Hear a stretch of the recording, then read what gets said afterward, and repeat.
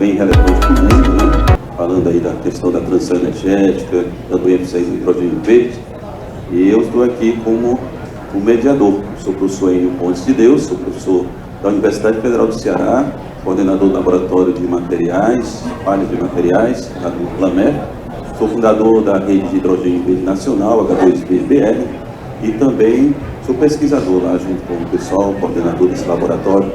E estou aqui para a gente conversar um pouco sobre esse tema de o papel dos biocombustíveis na transição energética. E para conversarmos um pouco sobre esse tema hoje, nós estamos aqui com o Dr. Rogério Luiz Galo, que está aqui de forma remota, não é isso? O Dr. Rogério que estava aí numa transição que não é muito energética, mas é uma transição que estava chegando, mas não deu para... Mas estão aqui conosco ao vivo. O Dr. Alex Medeiros também está aqui com a gente, né? O Rogério Luiz Galo, secretário de Estado da Fazenda do Governo de Mato Grosso. O Alex Medeiros, Brito de Medeiros, é chefe do Centro de Pesquisa e Análises Tecnológicas da ANP. Seja bem-vindo também, Alex. Estamos aqui com o Gregory Sanders, também estamos aqui com o Gregory Sanders, que é diretor da Fazenda Progresso, não é isso, Gregory? E também com o Gabriel Rocha, é isso, Gabriel? Gabriel Rocha, que é professor adjunto da Escola de Direito Aplicado do ICEB, é isso?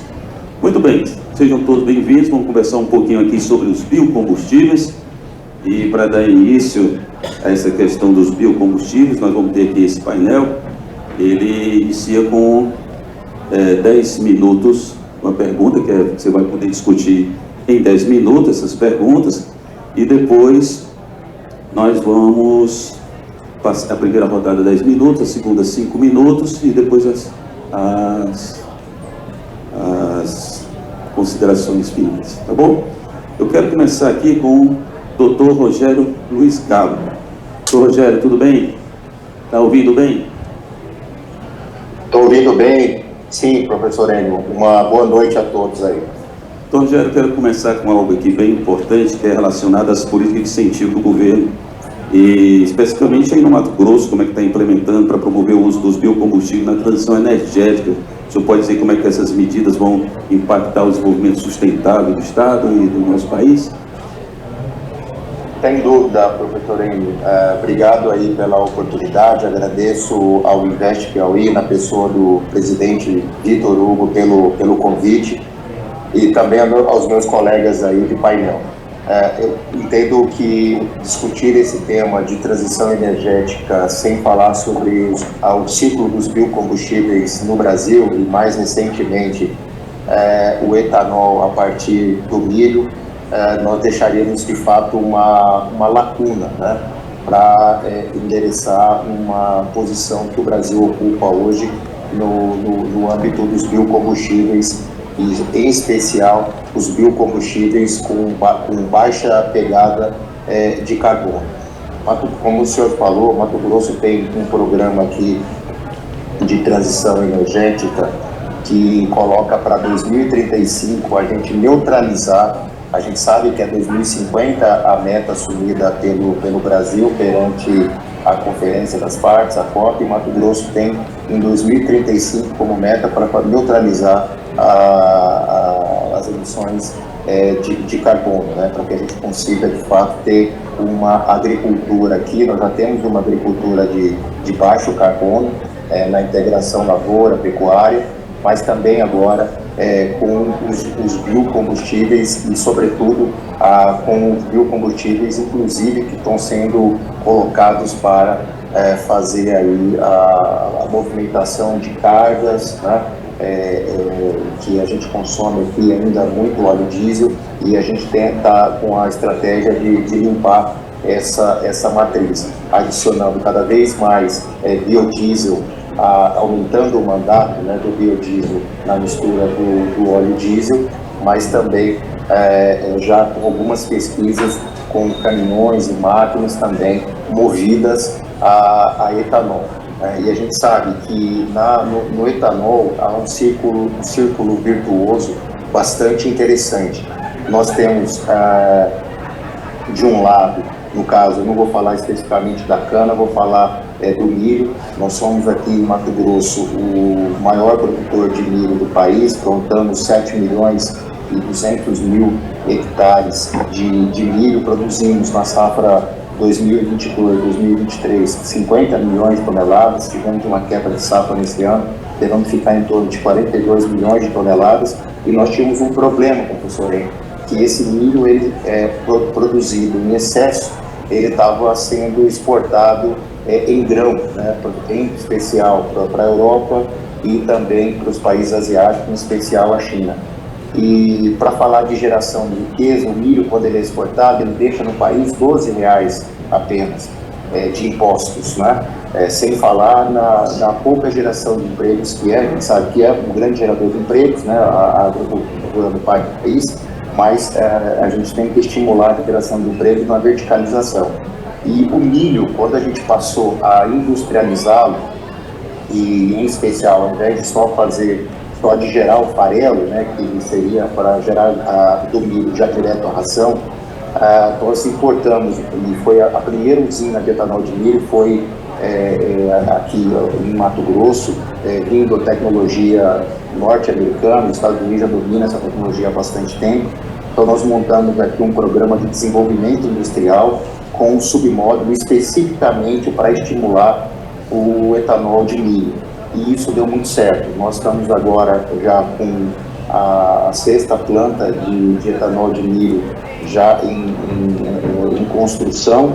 Nós temos 4 em operação efetiva, e nos próximos, até o final do ano, a gente deve ter mais 2 já entrando em operação, totalizando só dessas usinas 5 bilhões de litros. Então nós produzimos em excesso hoje já para fazer exportação para outros estados, e também fazendo aí uma conversão muito importante, que a gente produz a partir do milho, a partir de 1 tonelada de milho, em torno aí de 550 litros de etanol, entre o etanol hidratado e o etanol também anidro, né, que é aquele que vai na mistura com a gasolina, tornando a nossa gasolina um pouco menos poluente e emissora de carbono.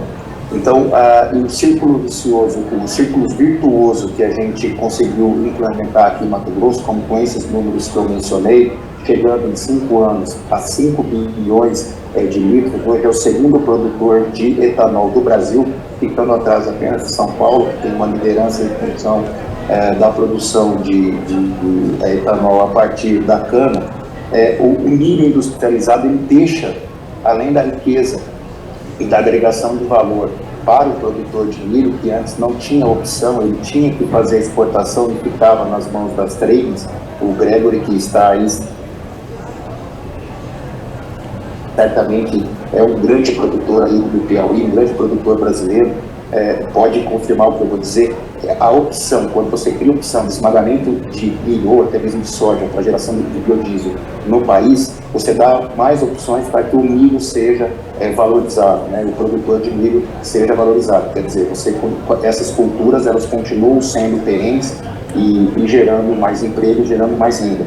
O milho industrializado deixa no Brasil R$350 em impostos. Veja, eu falei que o milho exportado ele gera R$12 e o milho, isso eu estou falando de 1 tonelada, e o milho industrializado ele gera R$350 de impostos, e isso aí revertido em saúde, em educação, em prosperidade para toda a região onde se instala. E eu queria destacar também que não só os produtores de milho se favorecem da estratégia de verticalização dessa cultura, mas também é necessário, nós sabemos, para a produção do milho, você tem que fazer a fermentação, e para isso você precisa de calor, então você precisa de biomassa, então você tem a matéria-prima milho e tem a biomassa, que geralmente ela decorrente de madeira, no caso de manejo florestal, né? Mas você pode também ter economia circular, no caso de serragem de madeira, de palha de arroz, que era um problema ambiental para você fazer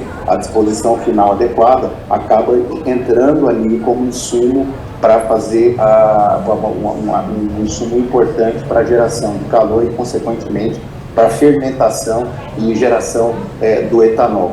E não gera apenas etanol, gera também DDG, que é farelo, né, muito especial, com alta concentração de proteína.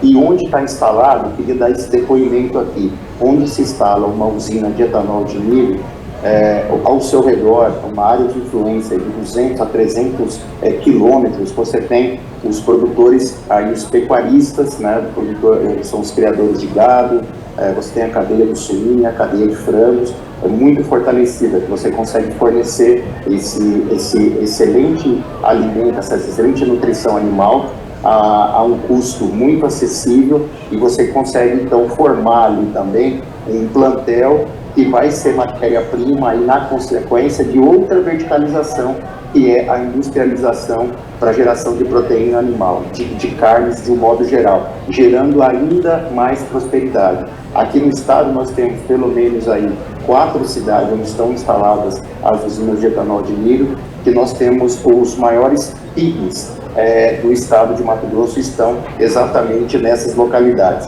E um ponto muito importante, professor Enio, que já interessa aqui para final da minha primeira participação, é o aspecto socioeconômico e ambiental. Ambiental eu já mencionei porque há uma sustentabilidade de baixa emissão de carbono.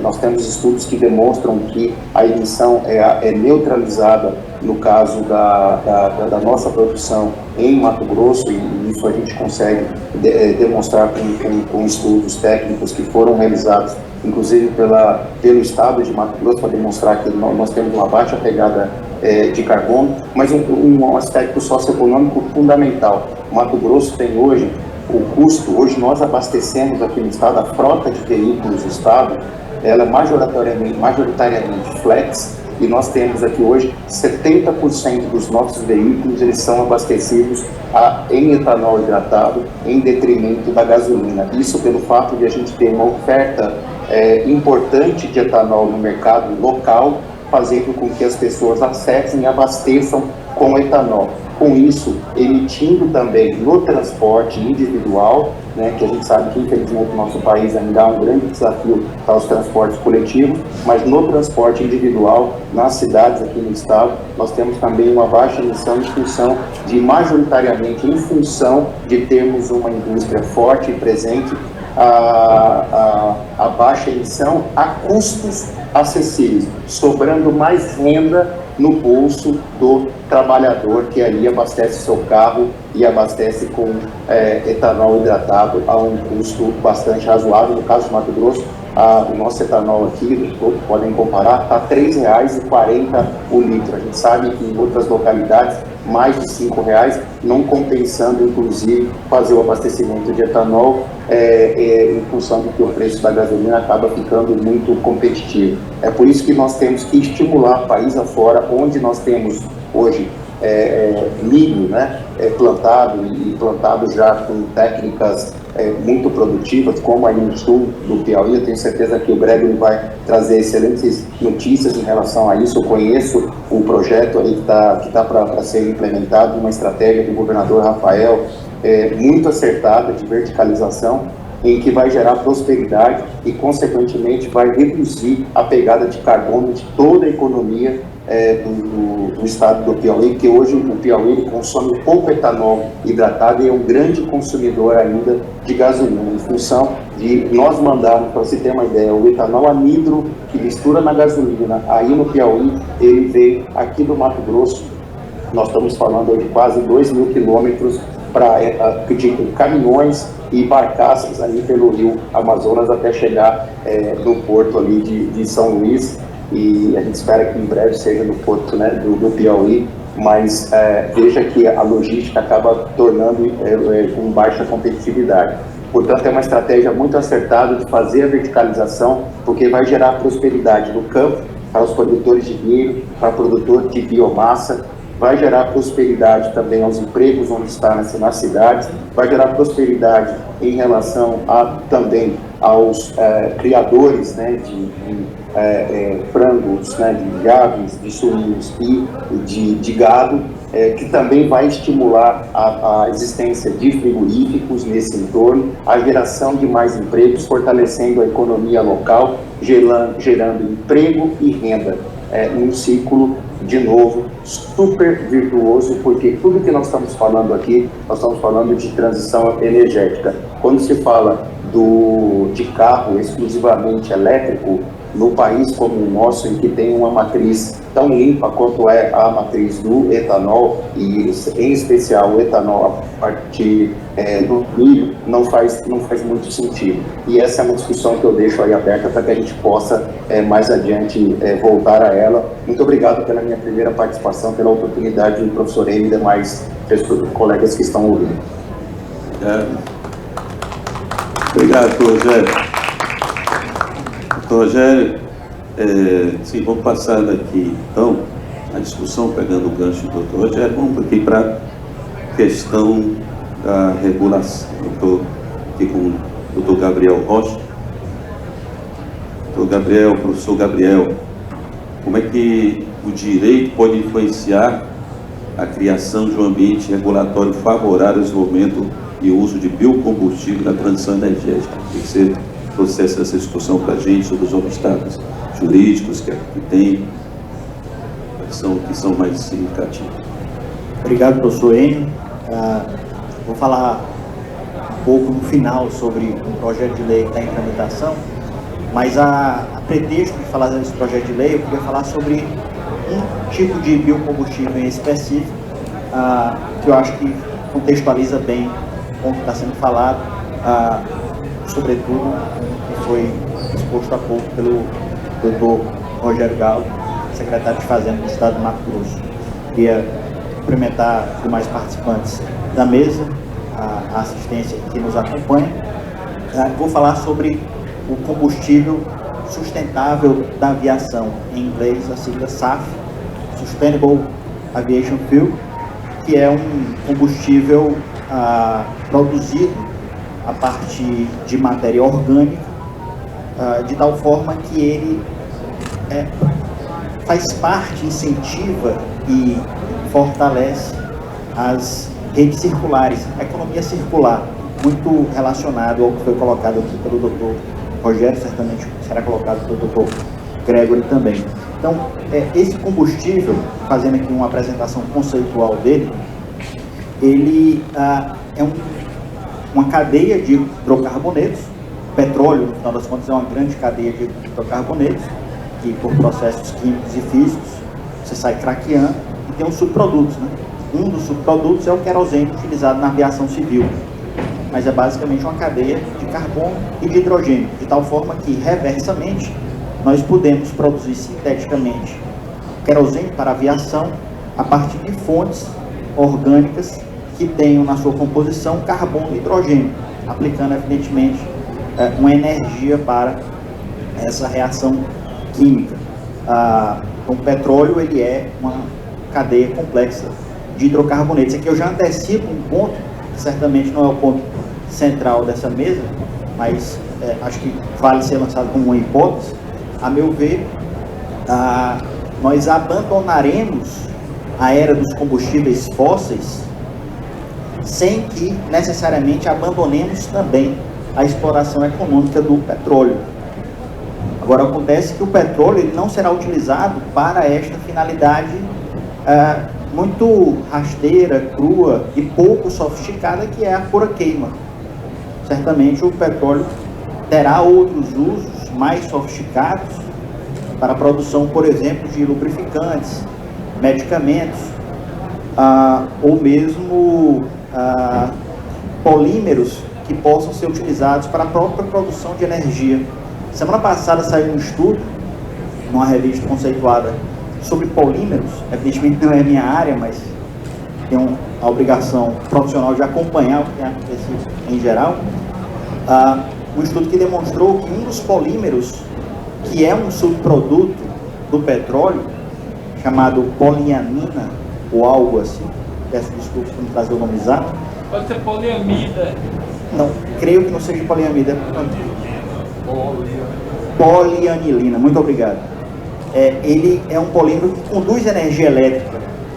E o experimento demonstrou que a utilização de nanotubos de carbono dentro deste polímero, nanotubos na espessura de 1/100º de um fio de cabelo, potencializam a transmissão de corrente elétrica neste polígono, que está sendo preparado para ser utilizado justamente para se fazer a eletrólise da água. Então, a partir você incide a luz solar, sobretudo a luz ultravioleta neste polígono, ele gera uma corrente elétrica, faz a eletrólise da água e a partir daí se pode produzir, por exemplo, tem sido falado aqui desde ontem, um hidrogênio categorizado como verde, por um hidrogênio que deriva inclusive de fontes puras de energia, né? Estou fugindo um pouco do tempo, mas eu vou voltar. E aí a gente pode estar falando até mesmo em se tornar desnecessária a produção de energia solar a partir de placas de energia solar. É uma coisa até esquisita a gente pensar que algo que já está na vanguarda pode se tornar ultrapassado em 10, 15, 20 anos, né? Mas voltando para cá, então nós estamos falando aqui de hidrocarbonetos, de cadeias de moléculas que têm carbono e hidrogênio. Eu falo isso porque os biocombustíveis em geral são produzidos a partir de um manejo, de um processamento químico, a partir de resíduos orgânicos, os mais variados. E um dos insumos mais importantes para a produção do combustível sustentável da aviação é o hidrogênio. Então, a gente está falando aqui desde ontem sobre produção de hidrogênio verde. O próprio hidrogênio verde pode vir a ser utilizado dentre as suas várias finalidades, como fonte primária de energia para indústrias, transportes, ou para se transformar em fertilizantes, para ser exportado na forma de amônia, ou utilizado aqui mesmo no Brasil como fertilizante. Ele pode vir a ser utilizado eventualmente como uma fonte de energia para a produção de biocombustíveis. Uma das grandes vantagens desse combustível sustentável da aviação, e eu vou me permitir falar apenas SAF a partir de agora, uma das vantagens da SAF é que ela tem praticamente as mesmas composições químicas e físicas do querosene utilizado na aviação, derivado do petróleo, de tal forma que não há uma necessidade de adaptação de sistemas de armazenamento ou mesmo de abastecimento das aeronaves. Ele pode ser utilizado diretamente nas aeronaves. Então, você economiza muito dinheiro em adaptação de processos industriais, processos de transporte, etc. Ele pode ser originado em 7 caminhos atualmente homologados pela IATA, que é a Associação Internacional de Transportes Aéreos, Associação Civil Internacional, que engloba as entidades governamentais e não governamentais do mundo inteiro sobre a aviação civil, e ela já certificou 7 formas de se produzir a SAF, a partir de cana-de-açúcar, o bagaço da cana-de-açúcar, a partir dos restos do milho, por exemplo, que foi esmagado, ou a partir do próprio etanol. O etanol ele é uma molécula que tem carbono, hidrogênio e oxigênio. Então, se você consegue tirar o oxigênio e gerar uma cadeia mais complexa, você acaba gerando ali ou gasolina ou querosene a partir desse manejo industrial. Aqui no Brasil nós temos uma empresa, e aqui eu falo sem nenhum tipo de interesse, porque não tem nenhum tipo de relação profissional com esta empresa. Ela tem ações negociadas na bolsa, então quem tiver interesse pode até se tornar acionista dessa empresa, que é a Raízen. A Raízen está na vanguarda do mundo da produção da SAF. É uma empresa brasileira, cujo capital controlador é dividido sobretudo entre a Cosan e a Shell, e ela tem desenvolvido uma das formas da SAF, que tem se tornado, de acordo com quem é da área, uma das formas mais econômicas, eficientes e de maior qualidade para a aviação civil. Esse combustível ele não gera resíduos carbônicos, gás carbônicos excedentes, porque ele deriva da própria apropriação do gás carbônico da atmosfera. Então, o milho ele vai trazer para o chão uma parte do carbono que está na atmosfera, e aí isso em algum momento vira a SAF, vai ser queimado, esse gás carbônico volta para a atmosfera certamente, mas você não aumentou a quantidade de gás carbônico na atmosfera, uma vez que para aqui que você tenha lançado, você antes retirou, por isso que tem esse caráter de sustentabilidade. Não é uma redução de 100%, porque você precisa de energia para gerar esse combustível, mas é uma economia que o pessoal da área disse que pode chegar até 80%, que já é um grande avanço em relação ao que nós temos hoje. De acordo com um estudo de uma universidade da Inglaterra, na cidade de Manchester, a aviação civil foi responsável entre 2000 e 2018 por 3,5% do gás carbônico lançado na atmosfera. Não é a atividade econômica que mais lança gás carbônico, mas 3,5% não é algo pequeno, desconsiderável, quando você isola um único tipo de atividade econômica. Outro ponto importante, interessante para ser colocado sobre este assunto, é que existem outros subprodutos derivados da queima do petróleo que também são evitados com a queima dos biocombustíveis em geral. Por exemplo, enxofre, não há lançamento de enxofre na atmosfera quando você está utilizando os biocombustíveis como matriz energética. Outro ponto muito importante, aqui já uma repercussão de caráter mais econômico, o querosene para aviação derivado do petróleo, ele sofre flutuações de preço. Todo mundo aqui assiste o noticiário, acompanha, e o William Bonner fala à noite lá qual foi o preço do petróleo, do barril, do tipo Brent, tá? Enfim, são poucos países que controlam a produção global, de tal forma que as companhias aéreas sofrem economicamente com a variação dos preços do querosene. O maior custo da operação do transporte aéreo civil, transporte aéreo em geral, não necessariamente civil, estamos falando aqui mais da aviação comercial, mas o maior custo é combustível. Mas de muito longe é o maior custo. Por isso que todas as inovações tecnológicas dos aviões são para tentar gerar ganhos de eficiência energética, né? O avião poder voar mais gastando menos combustível. E uma vez que os biocombustíveis, e no caso aqui a SAF, seja uma fonte energética, essas fontes, a SAF pode ser produzida em qualquer país do mundo, porque pode ser produzido, por exemplo, a partir da água do esgoto. A água do esgoto tem matéria orgânica, tem carbono e hidrogênio. Então você consegue reaproveitar os resíduos urbanos para produzir combustível para a aviação. Isso se torna mais estável, previsível e diversificado no mundo. Não quer dizer que todos os países, todas as empresas terão o mesmo tamanho e a mesma eficiência, mas o controle energético será diversificado, de tal forma que é possível que haja, pelo menos por hipótese, menor flutuação de preços e por isso mais... tem um tempo, professor, já estourei? Um minutinho eu vou encerrar. Mais previsibilidade. Outro ponto importante, a KLM, uma companhia aérea holandesa, ela já utiliza 1% da SAF misturada no querosene de aviação em todos os voos que saem do aeroporto de Amsterdã. E tem a meta de até 2030 utilizar 10% no tanque. Tem alguns números, e aqui eu já encaminho para o encerramento, números projetados pela IATA, que é a Associação Internacional de Transportes Aéreos. Os marcos temporais são 2016, 2022 e 2025. O número de voos que utilizou o SAF em 2016 no mundo todo foram 500 voos, um pouco. Em 2022, 6 anos depois, esse número saltou de 500 para 450 mil. Um salto muito grande. E para o ano que vem, 2025, há uma projeção de que haja 2 milhões de voos utilizando o SAF no mundo todo. Litros de SAF, em 2016, 8 milhões de litros. Em 2022, já foram utilizados 125 milhões de litros. Em 2025, serão projetados 5 bilhões de litros. Redução de gás carbônico quanto à eficiência da produção. Em 2016, 60% de redução. Em 2022, 70% de redução. Em 2025, 80% de redução. E acordos contratuais, contratos em valores de dólares. Em 2016, 2,5 bilhões de dólares. Em 2022, 17 bilhões de dólares.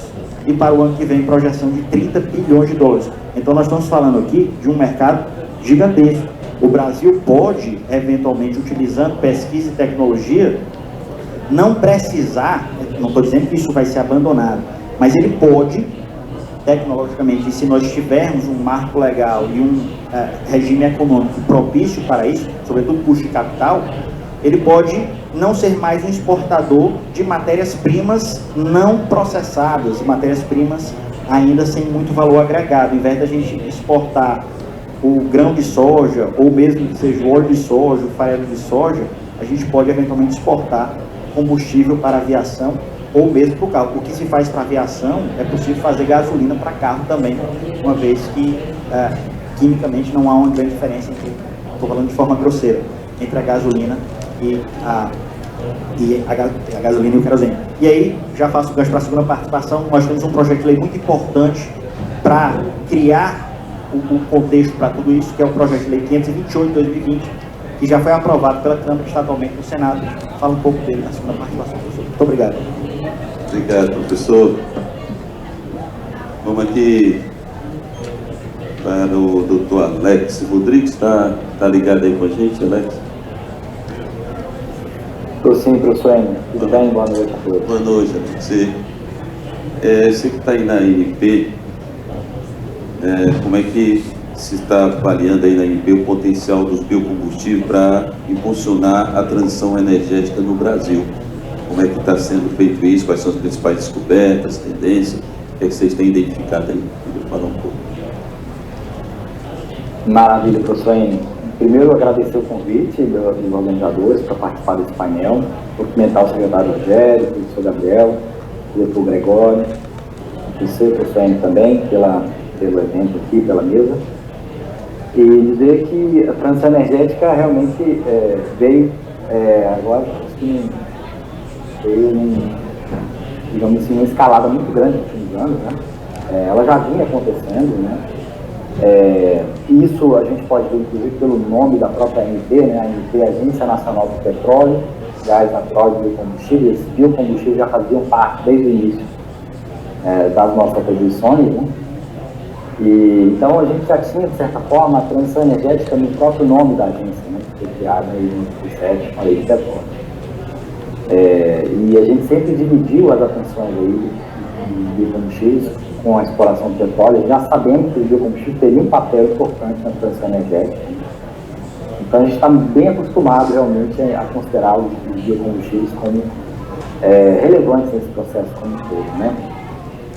O Brasil é uma grande potência global em biocombustíveis. Eu sei que é redundante falar isso, mas a cada dia que a gente estuda mais, a gente se aprofunda no assunto, né? A gente vê assim, que a posição global do Brasil em relação aos biocombustíveis é única, né? Assim, de fato, além de ser um país respeitado nessa área, o Brasil sempre foi um país muito respeitado em biocombustíveis, né? Desde eu estou falando aqui do Proalto, né? Mas eu falo também do programa de biodiesel, né? Lembrar que o Brasil usa etanol desde 1931, tem um dado interessante do Ministério da Agricultura, né?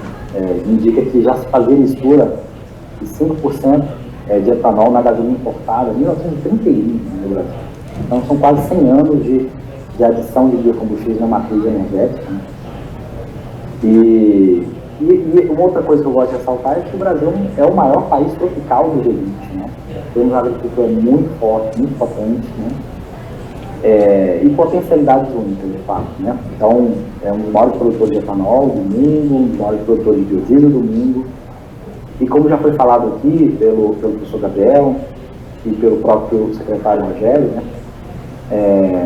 Nós temos inúmeras potencialidades. Foi citado o etanol de milho, né? Que é um mercado que tem um crescimento exponencial, né? É notável o que aconteceu no Mato Grosso. E foi citado aí também os SAFs, né? Em que o Brasil também detém uma posição estratégica interessantíssima, né? O Brasil pode realmente ser um dos maiores produtores de SAF do mundo, né? Um produto de altíssimo valor agregado. E a ANP tem contribuído com isso na medida do possível, né? Então, a gente, desde 2005, a gente, com a entrada do biodiesel na matriz, por exemplo, a gente produziu as primeiras especificações de biodiesel no país, né? No âmbito da ANP, especificações físico-químicas, né? Como o biodiesel tem que ser produzido, né?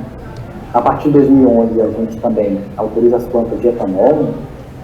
Em 2014, a gente faz as primeiras especificações para SAF no Brasil, na América Latina, na verdade, né? Porque é uma coisa totalmente inovadora à época, né? Poucas rotas tinham sido aprovadas, a gente já tinha feito uma especificação aqui para o Brasil. Infelizmente não vingou, né? Porque essa é uma discussão internacional, e é um ponto que eu queria me deter mais à frente.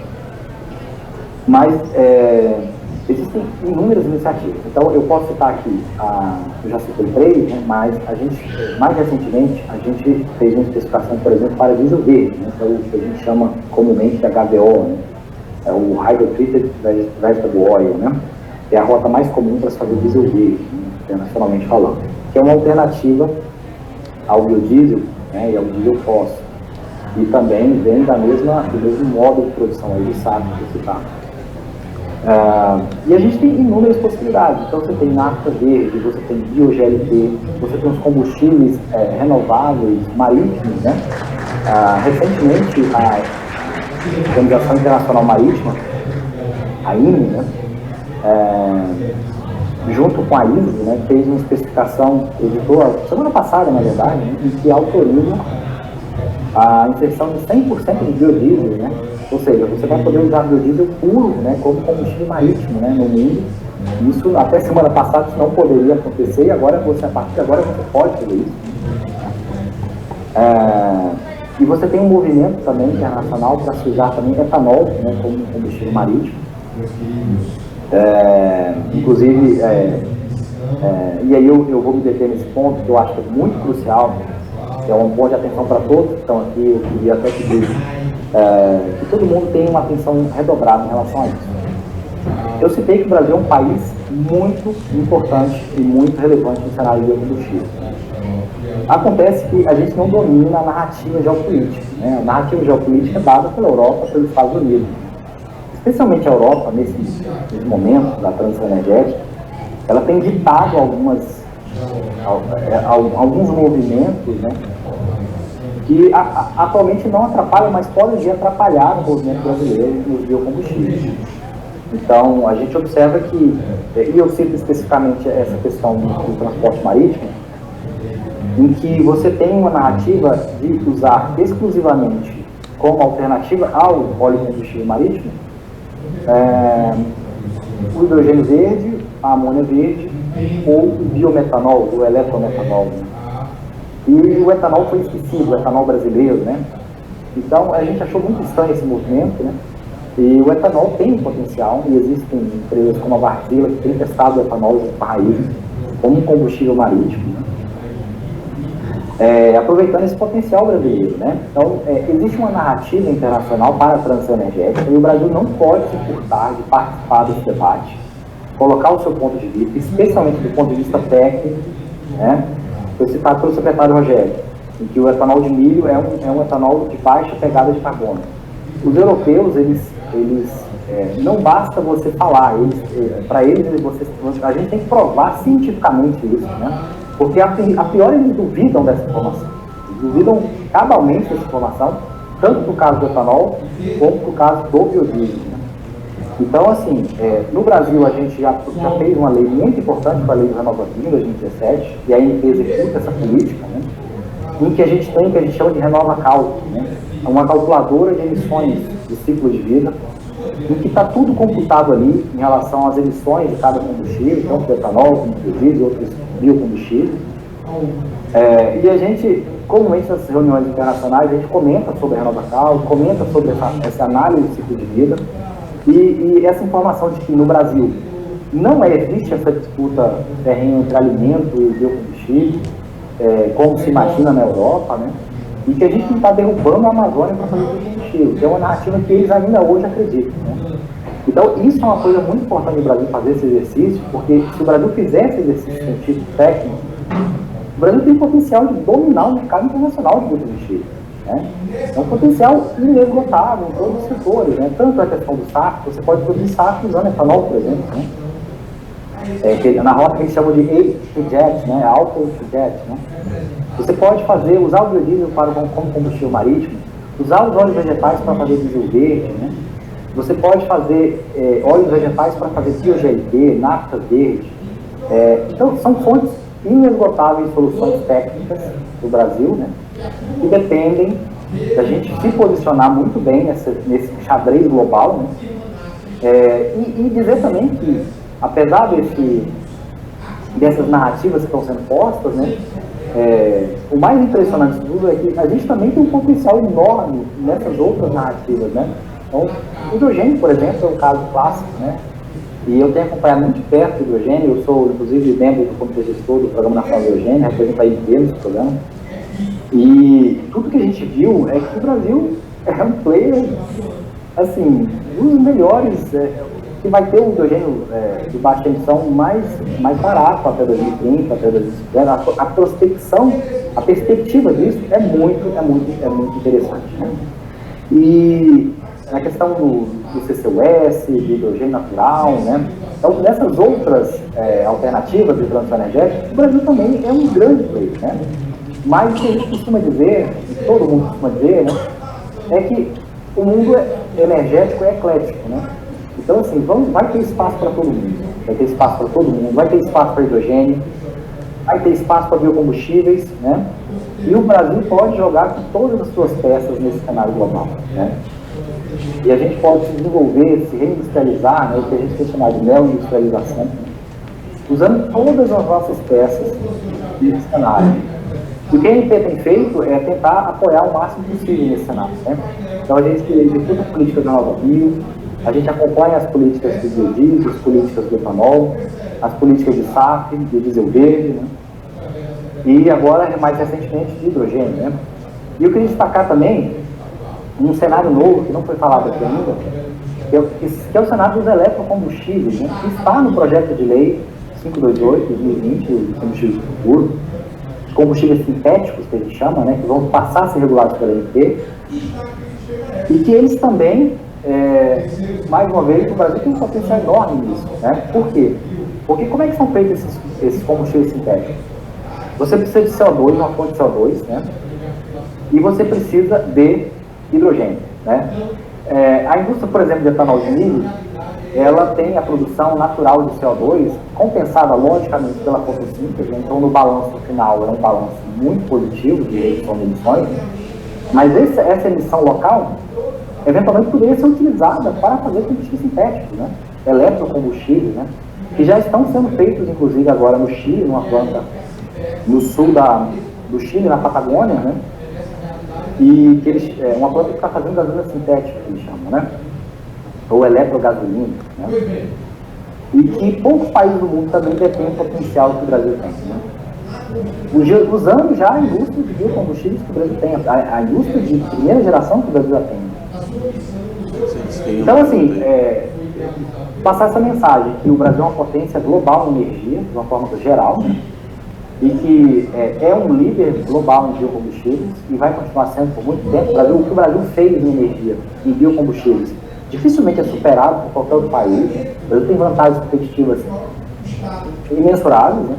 Pode concluir. E apoiadas ainda, né, pela matriz elétrica brasileira, que é muito limpa, né? Então, 87% da matriz elétrica brasileira é renovável, né? Então, esse esforço que o Brasil fez em energia renovável dificilmente é superado por países do tamanho do Brasil. Então, é isso, assim, a mensagem é dizer que a gente tem apoiado na medida possível e dizer que o Brasil realmente pode ser um dos países mais relevantes do mundo nesse setor. Obrigado. Obrigado, Alex. Vou falar aqui agora com o Gregory, né? Gregory, você que está nesse setor agrícola, quais são os benefícios, desafios que você observa aí no uso dos biocombustíveis relacionados à transição energética? Bom, boa noite a todos, agradecer aí pelo convite de participar desse importante painel, né, transição energética. Então, para mim que sou do agro, é um leque de oportunidades que se abre, né, produzir biocombustíveis. Então, o agro está preparado para suprir essa demanda para o mundo, né?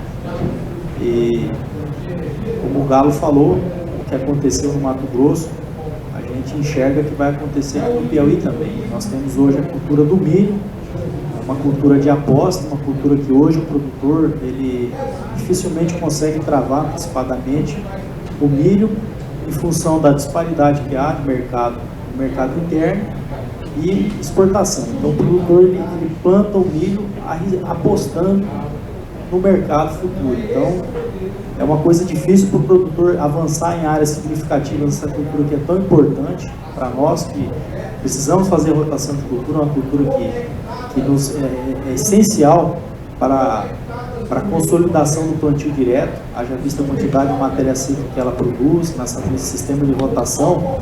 Então, as indústrias de etanol de milho se instalando no Piauí, nessa nossa região, elas vão fomentar um mercado mais sólido, para o produtor realmente poder investir nessa cultura com mais proporções, né? Maiores proporções, fazendo um esquema de rotação de culturas, né? Mais interessante para o seu sistema produtivo. Outra questão que não foi comentado, né, que o etanol de milho, ele também pode ser extraído de uma cultura como o sorgo. Então, o sorgo ele também pode ser utilizado e ele é uma excelente oportunidade para nós no Piauí, como segunda safra, haja vista a nossa janela curta, que é bem mais restrita que se comparado com o Mato Grosso, que eles praticamente têm 45 dias a mais de chuva do que nós. Então isso acaba elevando a possibilidade de um aumento de segunda safra para a nossa região, aumentando a renda do produtor e diminuindo a necessidade de abertura de novas áreas. O produtor conseguindo ter maior renda em cima da mesma área que ele planta hoje. Isso é uma coisa muito importante. E como o Galo falou, já é uma realidade aqui para o Piauí, né, a instalação de um frigorífico de frango, que já foi anunciado, foi lançada a pedra fundamental há 2 semanas atrás, e no ano passado um frigorífico de bovino, né, na cidade de Ribeiro Gonçalves. Então, fechando aquele ciclo virtuoso que o Galo aqui disse, que os biocombustíveis, eles não concorrem com a alimento.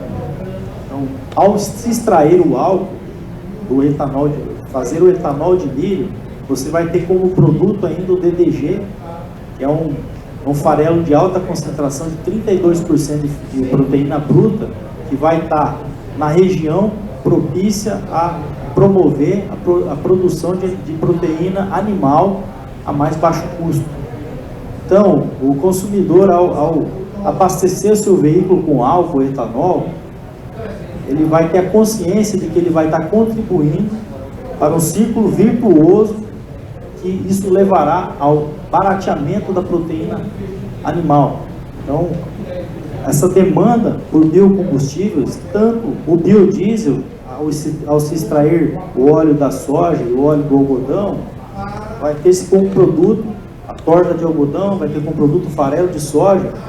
E essa demanda é o que acontece hoje nos Estados Unidos. Então, uma super oferta de farelo, isso torna essa cadeia produtiva de carne mais competitiva, custos mais baratos, e essa proteína consegue chegar no mercado a um custo mais barato, como reflexo desse ciclo virtuoso.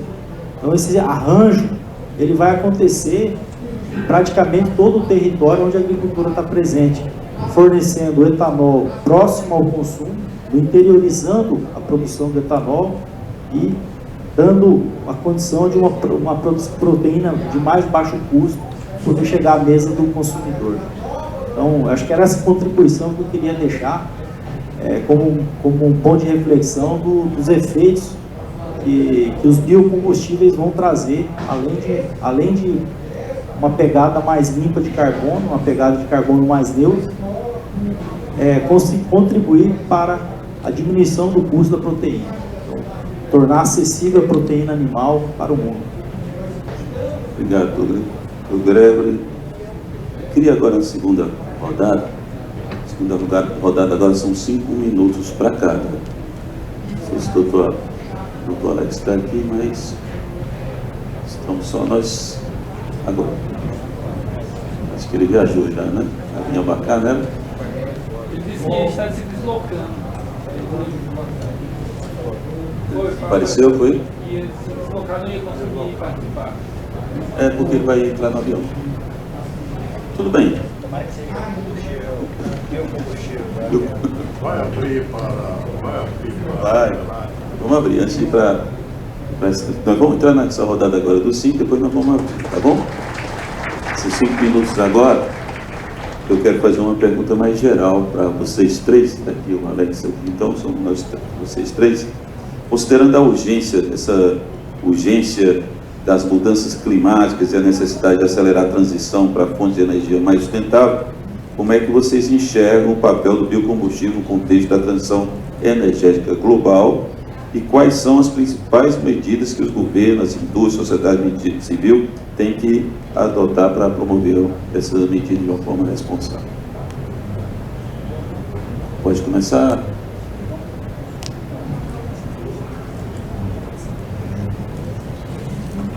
Professor Enio, eu acredito, não acredito em soluções mágicas nem em saídas únicas. Né? Acho que tudo na vida demanda um conjunto de ações para que se ganhe mais eficiência e mais assertividade no alcance dos resultados pretendidos. Mas o projeto de lei 528/2020, o Alex até mencionou, o projeto de lei que fala sobre os combustíveis do futuro, né, ou para o futuro, não me lembro exatamente da emenda do projeto de lei, que já foi aprovado na Câmara, está no Senado, relatoria do senador Veneziano Vital do Rego. Ele traz alguns combustíveis, programas e princípios que regerão os estudos, as estratégias, a construção das políticas públicas, e um deles é o Programa Nacional de Combustível Sustentável da Aviação, ProBio-QAV. QAV é querosene para aviação, do que eu estava falando, e ele prevê, e provavelmente vai ser aprovado nos próximos anos, esse ano, no próximo talvez, prevê a obrigatoriedade das empresas de transporte aéreo que operam no Brasil, de a partir de 2027, então, muito proximamente, de introduzir SAF como combustível em suas aeronaves. Não necessariamente 100% da carga de SAF, nem é esse o propósito pretendido, mas que haja paulatinamente a introdução de uma mistura, e aí o anexo do projeto de lei prevê algumas etapas a serem alcançadas, e me parece que nós teremos, não apenas na aviação civil, mas nós teremos na aviação civil, mas não apenas nela, algo semelhante com o que a gente viu na introdução do álcool hidratado, álcool nível, na gasolina, que foi falado pelo Alex em 1931, também pelo Dr. Gregory. Então me parece que se tornará algo comum na nossa vida nós viajarmos em aviões que têm o seu tanque abastecido parcialmente por biocombustíveis. Um outro ponto aqui, já vou encerrar, sobre os combustíveis sintéticos, a gasolina sintética, o e-fuel. Por exemplo, a Porsche, que é uma marca que todo mundo conhece, conjuntamente com a Siemens e a ExxonMobil, que também é uma empresa muito conhecida, estão desenvolvendo no Chile, essa planta industrial que foi referida pelo Alex aqui, no sul do Chile, um protótipo industrial que pretende produzir gasolina sintética a partir da captação de gás carbônico da atmosfera. Então, capta-se gás carbônico da atmosfera, faz-se a hidrólise da água a partir de uma corrente elétrica e, a partir disso, por reações químicas sucessivas no processo, acaba-se por se produzir parcialmente um combustível utilizável nos tanques de automóveis. Então é uma aposta que a Porsche está fazendo, a marca alemã, de liderar mundialmente a construção, a fabricação desse combustível, apostando que os veículos a combustão não serão descontinuados, mas a matriz energética não será fóssil. Esse é o ponto. Então a gasolina não virá mais de matriz fóssil, mas virá de matriz energética. Há um mês atrás teve um grande prêmio de Fórmula 1 em Imola, e o Sebastian Vettel, tetracampeão do mundo, ele fez uma apresentação antes da corrida com o carro do Senna, e ele é patrocinado pela Porsche, e ele fez o abastecimento do carro que ele andou com esta gasolina sintética. Então disse, né, esse é também um toque para outra conversa, que os carros elétricos não vingarão, tanto por dificuldades de se conseguir abastecer o mundo com energia elétrica, quanto com as dificuldades de descarte de baterias. Os chineses até estão desenvolvendo uma bateria a partir do sódio, então tirar o sódio da água do mar, e não mais baterias de lítio, mas também é muito mais conversa, mas que a energia elétrica do mundo será utilizada para a construção de combustíveis e para inteligência artificial. A gente tem aqui na plateia o professor Ricardo Zequer, doutor na área. Inteligência artificial demandará muita energia, então é algo a se pensar. Talvez os carros 100% elétricos não vingarão, tenham sido uma tentativa que não vingou. Obrigado. Obrigado também. A gente está aqui um debate muito interessante aqui, né? O pessoal que está nos ouvindo aí está ao vivo, né? O pessoal está assistindo, está mandando até ouvir. Só está assistindo. Mandaram desse instante uma foto nossa dali na câmera. Então alguém está assistindo aqui. É muito interessante aqui, Gabriel, todo esse contexto que a gente está nesse debate. Queria passar agora a palavra para o Dr. Kleber. Professor, os biocombustíveis já são uma realidade. Então, hoje, nós já dominamos a tecnologia do álcool, né, desde a década de 70, o Alex mesmo lembrou do álcool, nós fomos pioneiros nisso no mundo, e o modelo está adaptado, os veículos estão preparados, boa parte da frota é apta ao etanol, boa parte da frota vem usando a adição de biodiesel gradativamente por imposição legal. Então, os canais de distribuição são os mesmos. Então, o que realmente é a consciência do consumidor, de que ele quer realmente contribuir para a redução das emissões, e fazer a opção do uso de biocombustível, do etanol, e no caso, os governos realmente que pretendam que as metas sejam atingidas, criar mecanismos, incentivos, sejam eles através de financiamentos com crédito diferenciado ou isenções fiscais que permitam avançar com essa agenda de aumento da utilização, porque eles são a realidade, né? Eles estão no meio de nós, então basta aumentar a utilização e com isso diminuir aumentar a pegada de carbono, né? Então, eu acho que essa é o principal ponto. Eles já são uma realidade entre nós há muitos anos, né? Então, as novas alternativas para a produção dos biocombustíveis, eles vão permitir acelerar, interiorizar e estar fazendo um encurtamento, uma melhoria da logística desses biocombustíveis a chegar ao consumidor. Então, é uma realidade presente entre nós já. Muito obrigado, Dr. Gregory. Alex, agora você pode contextualizar, né? Claro, professor. Não, eu concordo com o que os colegas colocaram aí. O Brasil já vem fazendo há bastante tempo muitas medidas, né? Por vários motivos diferentes, não necessariamente ambientais, né? Mas o Brasil vem favorecendo a inserção dos biocombustíveis na nossa matriz energética. Eu gosto sempre de lembrar, né, que o Brasil fez uma coisa inacreditável com o etanol, né? O Brasil é o único país do mundo que tem um biocombustível que descarboniza, né, de norte a sul, do aeroporto ao Chuí, você tem postos revendedores com um produto que descarboniza a atmosfera, né? Nenhum outro país do mundo pode alegar que tem alguma coisa parecida com o Brasil. E além disso, outro detalhe importante é que o nosso etanol, né, ele curiosamente é mais barato do que a alternativa fóssil, né? E hoje no Brasil, predominantemente, especialmente mesmo fazendo aquela conta que a gente costuma fazer, o etanol é mais vantajoso na maior parte dos estados, né? Então, isso mostra um pouco da vantagem competitiva que os biocombustíveis têm no Brasil, né? Foram construídas, essa vantagem foi construída ao longo do tempo, né? Mas também pelas nossas potencialidades, né? E tudo que tem sido feito em relação, eu estou citando etanol aqui, mas o próprio biodiesel, o programa de biodiesel que foi colocado em 2005, né?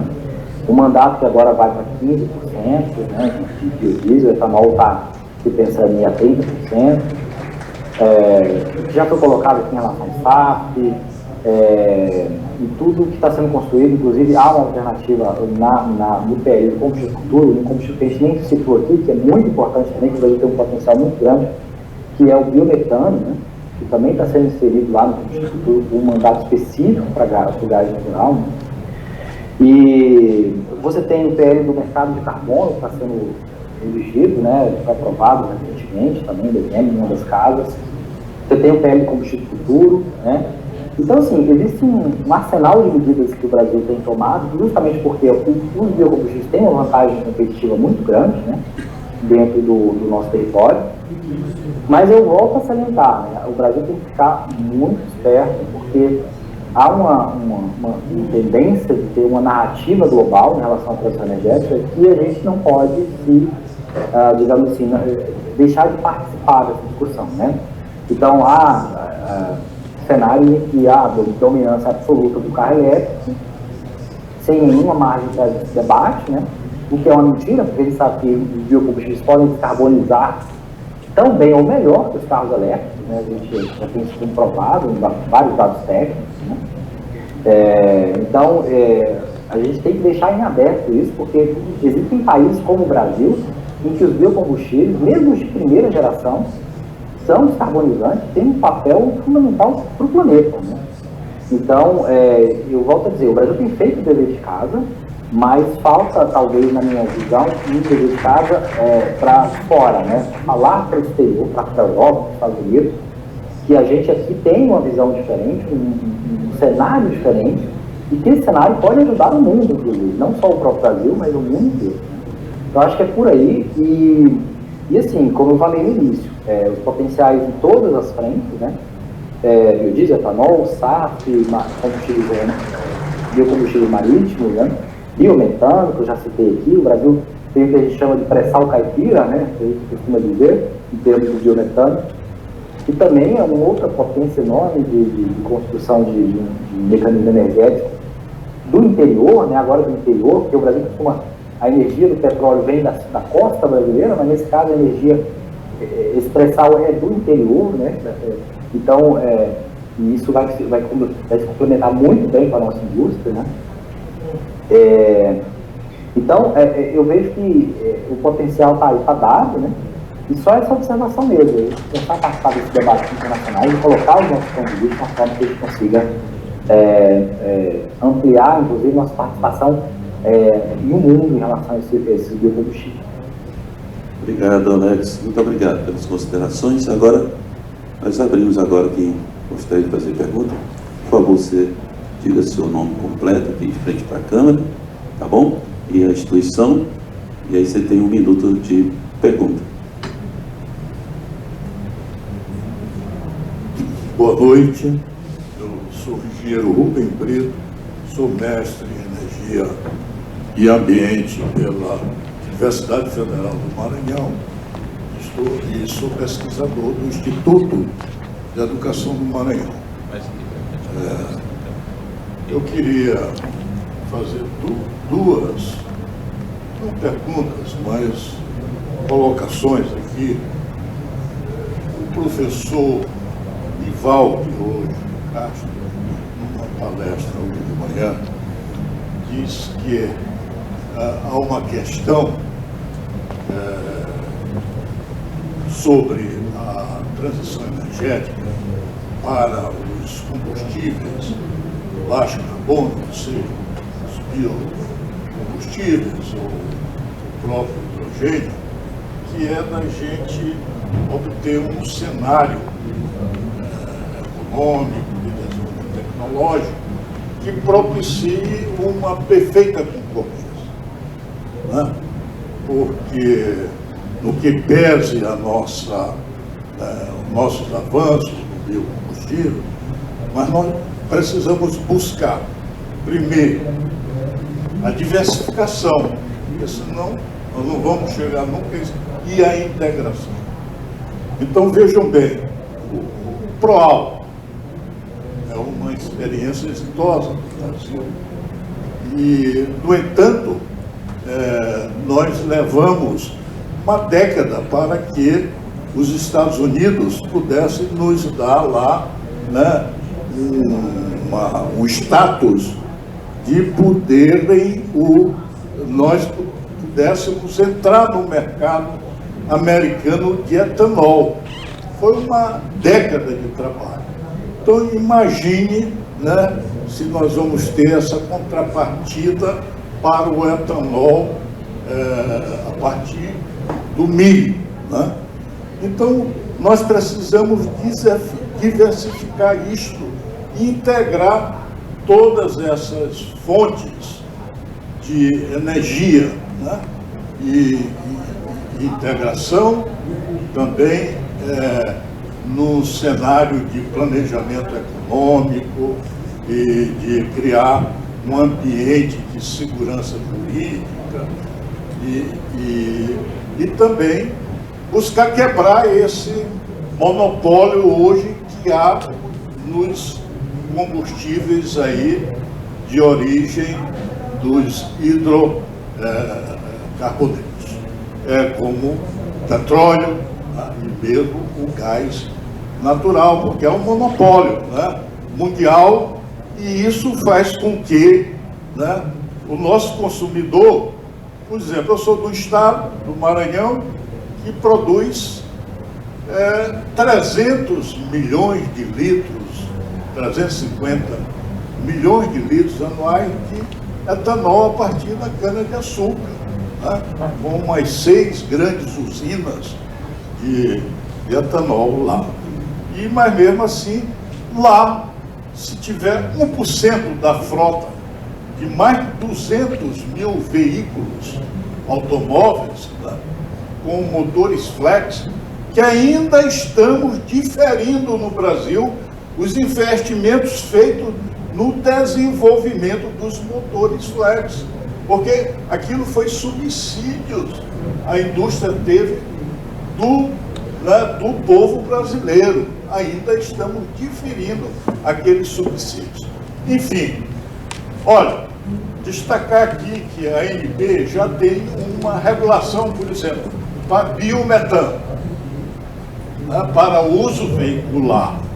Vocês imaginam a capacidade que nós temos no Brasil das estações de tratamento de água e esgoto, das estações de esgoto de gerar biometano? Algumas estações de tratamento de esgoto, por exemplo, Ribeirão Preto, Franca, já estão usando, não apenas fazendo cogeração a partir da biodigestão dos esgotos domésticos, para uso veicular e para uso até da secagem do lodo. Então isso é uma capacidade enorme, a ANP já tem essa questão. Eu estou citando isso apenas para demonstrar a necessidade da gente diversificar e integrar isso. E o segundo aspecto é a regulação. Eu penso, não sei o que o professor pensa, eu queria ouvir a opinião dele sobre isso. Tudo agora é marco regulatório. Eu penso que essa regulação infralegal poderia ser deixado para as agências fazerem, como é nos Estados Unidos, como é na Europa. Imagina-se, vai fazer-se uma regulação para o uso do querosene biosintético ou do SAF.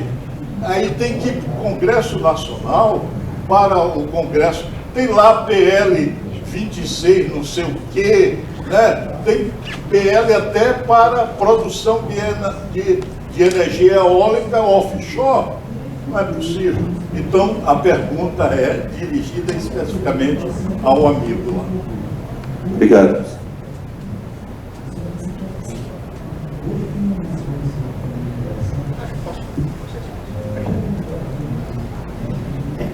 A respeito da questão jurídica, eu entendo que as agências têm um papel importante, sem dúvida nenhuma. Acredito que haja, não sei se foi esse o encaminhamento, me parece que tenha sido, acho que as agências têm uma flexibilidade, uma velocidade de atualização legislativa maior, concordo, mas as agências não têm uma competência, e acho que esse é a questão, me parece, não mais importante, mas uma questão muito importante disso ser resolvido a nível de lei em sentido estrito, que é a criação de políticas públicas. Políticas públicas essas que têm efeitos que atravessam cenários, atravessam áreas mais amplas do que a da competência das agências. Por exemplo, para dar um exemplo aqui, para questões orçamentárias, para se prever uma parte do orçamento a ser destinado para bancos de fomento, eventualmente criando linhas de crédito com juros mais baratos. Isso uma agência não tem o poder, porque no final das contas isso é uma escolha social, isso é uma escolha política da sociedade. Outro aspecto importante, me parece, da questão, por exemplo, do marco legal da geração de energia eólica offshore, que é a geração de energia no mar, né, no mar aberto, a energia eólica, ela não é, a geração de energia eólica, ela não é uma forma que não gera impactos ambientais. Mesmo a energia eólica gera impactos ambientais em relação a águas, em relação a áreas de sombra, de peixes, etc. De tal forma que isso, no limite, são escolhas políticas. Quando eu falo políticas, eu falo política no sentido amplo, escolhas da sociedade como um todo. Nós topamos correr esse risco, nós topamos pegar uma parte do orçamento que poderia ser destinado para construir moradias, escolas, postos de saúde, uma parte pequena disso, para nós, eventualmente, não subsidiarmos, mas para nós concedermos um crédito mais barato para empreendedores, para que a gente possa gerar mais combustíveis, que a gente possa no futuro exportar mais e acaba isso sendo um investimento social. Não sei, eu acho que existem questões, algumas, concordo, grande parte sobre as agências terem esse papel regulamentório mais leve e foram pensadas muito para isso, seguindo o modelo norte-americano e europeu, mas acho que algumas escolhas precisam passar por o debate do parlamento, na minha opinião. Obrigado, doutor Gabriel. Mais alguém quer fazer alguma consideração, fazer alguma pergunta? Quero registrar aqui a presença do doutor Elunati, lá da Casa Civil, que está aqui com a gente também. É uma satisfação grande estar aqui com a gente, que é um também dos grandes aí pesquisadores também dessa área também, que tem essa tendência de biocombustível também. Quer falar?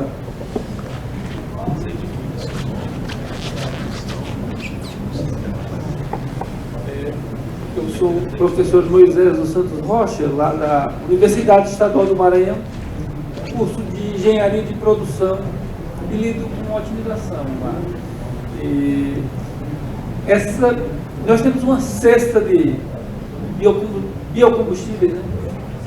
Essa variedade faz com que um enfraqueça o outro aí no desenvolvimento e na disseminação desses combustíveis, nessa questão da transição energética. A competição entre eles. Você tem o etanol do milho, da cana-de-açúcar, né? Tem outras variedades que foram citadas aqui, e todos querem ter sucesso, né? Então, essa competição vai enfraquecer um ao outro, né, nessa corrida. Pode ser para você. Bom, na verdade... Ou se ambos quiserem fazer um comentário. Na verdade, quanto mais fontes para a produção de etanol, maior a oferta, menor vai ser o preço. Quem vai ganhar vai ser o usuário. Então, esse é o ponto. Então, nós saímos de alguns anos, a nossa única fonte de produção de etanol era a cana-de-açúcar. O modelo aqui que o professor Rubem até falou, os americanos demoraram a aceitar. Eles demoraram a aceitar porque em alguns lugares na Flórida eles conseguiriam plantar cana-de-açúcar. O resto do território deles que fica sob gelo é deserto, não daria certo. Então não servia o modelo. Aí desenvolveram o modelo a partir do milho, começou no final dos anos 90, né? E o relato das primeiras usinas foram montadas nos anos 90, e nós copiamos deles. E o modelo que eles criaram para produzir o etanol de milho lá também dá certo para nós aqui. O que não dava certo para eles, a cana, por questões edafoclimáticas deles, né? Então, assim, eu vejo que quanto mais oferta para a produção dos biocombustíveis, é melhor. Então, acho que eu vejo que isso é melhor para o consumidor, melhor para tornar isso mais barato. A usina que faz etanol do milho pode fazer etanol através da cana? Não, assim, você tem a última etapa do processo, que é a fermentação. Você poderia fazer a fermentação da cana, só que todo o processo para esmagar a cana e chegar até o processo de fermentação é um corpo totalmente diferente. Então, a última etapa do processo ela poderia ser compartilhada. Então, é praticamente impraticável você ter uma usina mista para fazer de cana ou de milho. Muito obrigado. Parece que o professor Alex Medeiros, que E ainda se pronunciar. O professor Alex quer, mas o tempo também está. Então, agora nós vamos estar nas considerações finais. Já quero registrar a presença do professor também Diogo Santos, lá da Universidade de Lisboa, está aqui com a gente, né? Esse trajeto lá de Lisboa para cá, está aqui. Sou pesquisador, né, nessa área de eletrólise também, produção de hidrogênio verde. Bom, pessoal, estamos chegando aqui ao final, temos aqui as considerações finais. Gostaria de começar para o Alex. E o Alex faz as suas considerações e vamos seguindo aqui na sequência. Não, novamente, agradecer o convite para participar desse painel, né? E minhas considerações vão na linha aí das últimas perguntas também, né? Dizer que tem espaço para todo mundo, né? O consumo de biocombustíveis no mundo vai ser crescente, né? Tem um cenário já posto pela IRENA, né? Que é uma agência internacional de energia renovável, em que vai haver um crescimento sustentado do uso de biocombustíveis no mundo inteiro, né? Até 2050, né? Então a gente está num século de transição, né? E os biocombustíveis vão fazer parte seguramente disso nas próximas décadas. Eles têm um papel importantíssimo. O Brasil é um player relevante, né? E dizer assim, que em relação aos marcos legais, né, que foi comentado aí também, né? As agências têm acompanhado com muito interesse, né? Tem participação ativa, né? E a gente quer fazer uma participação, já tem se preparado para isso, né? Em todos os cenários aí dos marcos, né? Realmente a gente não planeja a política pública, a gente não faz política pública, as agências executam as políticas, né? Mas, por exemplo, recentemente no marco legal do urgente está sendo proposto, né? Está sendo colocado lá a possibilidade de a gente usar o que a gente chama de mecanismo chamado de sandbox regulatório, né? Que são projetos pilotos, né? São uma regulação mais leve, quando você ainda não tem um regulamento definido, né, para você poder iniciar esse projeto de uma forma mais flexível, né, e as agências como um todo, não só a ANP, mas todas as agências, a ANP, a Anvisa, né, elas têm atuado já usando esse mecanismo, né, tentando facilitar a possibilidade dos negócios acontecerem, né, do mais importante que os agentes econômicos possam estar num ambiente saudável, né, ter os seus lucros e a gente conseguir ter um mercado sustentado, saudável, bom para todo mundo, né, bom para o consumidor e bom para o mercado, né. Então, acho que esse é um pouco o papel das agências. E dizer que os biocombustíveis, como eu já disse, né, a ANP tem o biocombustível no nome, é o nosso papel fomentar essa indústria, né, e a gente vai continuar nessa luta para avançar nesse processo. Né. Só um último ponto, só para vocês entenderem como a gente está nesse momento. O Brasil ficou uns 5, 6 anos com 6 plantas de biometano, né, de gás de aterro, e no último ano a gente recebeu, de uma vez só, né, 15 novas solicitações de plantas, né, então a gente vai ter 21 plantas de aterro para fazer biometano no Brasil, né. Então, observem que houve um boom, né, eu estou citando especificamente o biometano, né, mas como uma alegoria, uma ilustração de como o setor está crescendo, né. E essa demanda por energia renovável vai continuar, com certeza, no mundo inteiro, né? O Brasil não vai ser diferente. Então, essas são as minhas considerações. Agradecer aqui novamente o convite e a audiência. Muito obrigado e boa noite. Obrigado, Alex, pelas considerações. Muito obrigado pela sua presença aqui também. Gabriel? Eu seria muito rápido, só dizer que, não apenas por esse painel, mas por todos, me parece muito claro que o Brasil tem um posicionamento estratégico e uma vocação para liderar o mundo na produção de energias limpas, renováveis, sendo, portanto, uma locomotiva nessa transição energética. E acho que é muito importante que nós, brasileiros, como sociedade, Piauí tem muito especificamente essa vocação, ter água, ter sol, ter vento, ter produção agrícola, mas nós, como sociedade, algumas disputas de interesses, não falo de política partidária não, falo de construção de sociedade, modelo social, são legítimos, mas no limite a gente tem que saber que todos estamos aqui dependentes das mesmas escolhas amplas que fizermos. Isso para dizer que temos aqui o Dr. Gregory, por exemplo, o setor produtivo não pode ser enxergado como inimigo do meio ambiente, porque temos aqui todas as tecnologias de construção e de produções agrícolas sustentáveis, socialmente responsáveis, e como geradores de riqueza que servirão para o Estado. Ele é sócio de tudo, por conta da arrecadação tributária, né? E acaba que quanto mais produção de riqueza houver, mais políticas públicas e serviços públicos haverá para a população. Então, me parece que, no limite, nós temos que estarmos conscientes de que as nossas escolhas impactarão a construção e o desenvolvimento de políticas públicas, serviços públicos.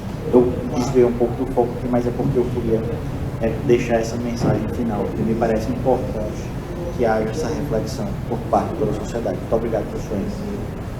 Obrigado, Gregory.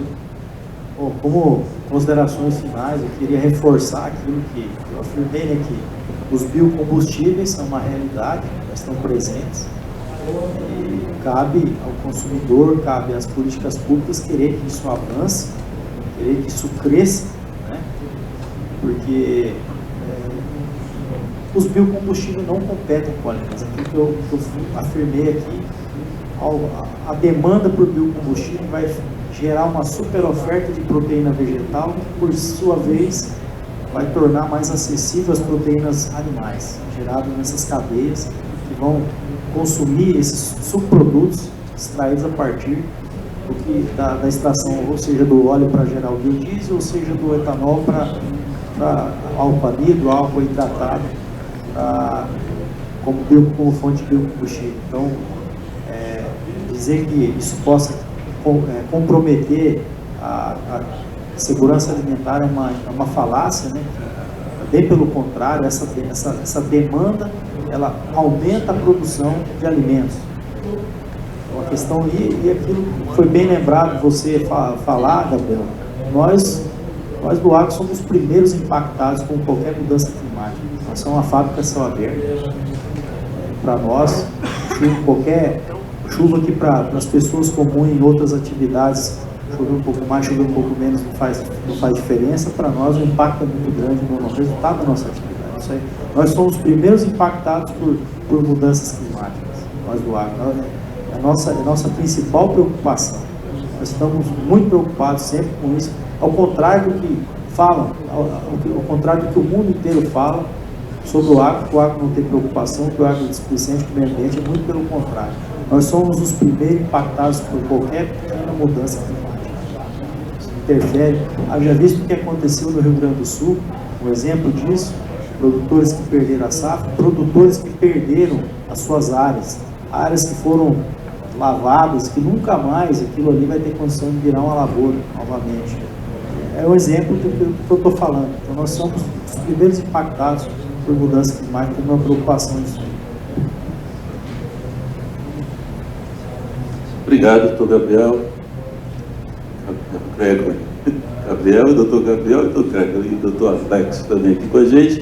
Muito obrigado a todos que estiveram aqui conosco. Satisfação muito grande esse evento da Conferência Internacional das Tecnologias das Energias Renováveis, da CITEP, né, um evento trazendo aqui para o Piauí uma discussão muito importante, relevante, em todas as áreas, não só do hidrogênio, mas em toda, abrangendo aí mais de 40 painéis, abrangendo aí toda a questão aí de energias renováveis. Isso é muito importante ter uma discussão dessa no país, trazendo pessoas relevantes de várias partes do país, de fora aqui mesmo.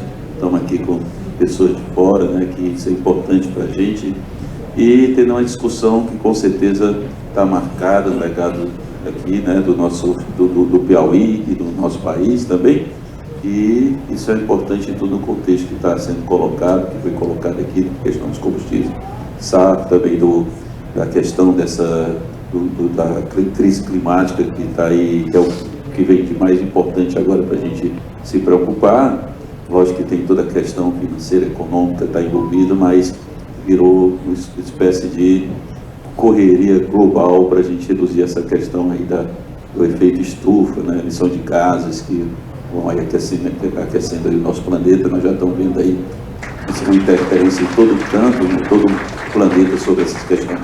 Muito obrigado a todos e uma boa noite para vocês. Muito obrigado pela participação, Alex, Gabriel, Gregory, nosso amigo Max também. Viajou. Tirar uma foto todo mundo junto aqui para registrar, né? Vou registrar aqui, ficou até o final.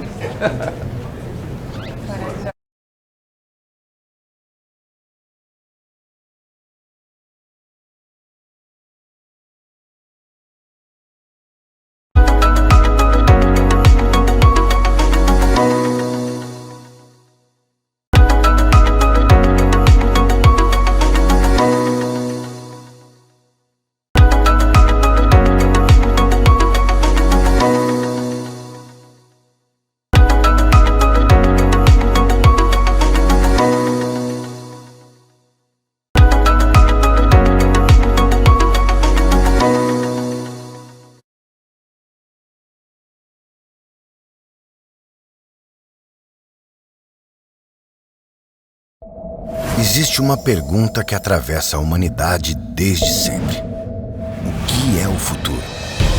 Entendemos que o futuro não é só um lugar no tempo, ou um amanhã que sempre foge.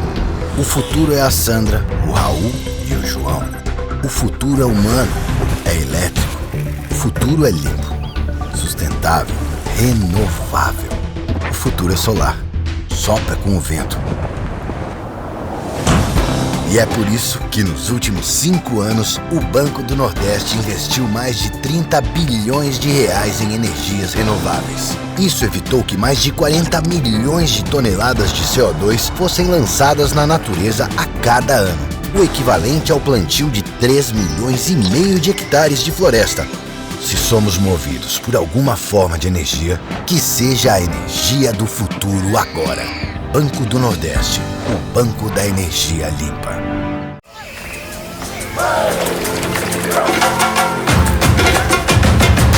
Brasil. Meu Brasil brasileiro. Vou cantar-te nos meus versos. Brasil verde que dá. Para o mundo se admirar. O Brasil do meu amor. Terra de nosso Senhor. Brasil, pra mim. Pra mim. Pra mim. Brasil. O Brasil que ama sua terra, sua cultura, sua natureza, sua gente, voltou. Voltou para cuidar e fazer mais, muito mais para cada brasileiro e brasileira, unindo cuidado e crescimento, pessoas e desenvolvimento, respeito aqui dentro e lá fora. O Brasil voltou para fazer mais por nossa gente. Brasil, união e reconstrução. Todo ano, milhões de brasileiros têm seus celulares roubados por bandidos. Você vai descobrir como uma capital do Nordeste encontrou a saída para rastrear e devolver aparelhos. No Piauí, uma cidade tem chamado a atenção por causa do número de doutores. Quase 4 milhões de estudantes de todo o Brasil estarão com a prova do Enem nas mãos. Mais de 5 mil candidatos do Piauí viraram a madrugada em um aulão de 10 horas.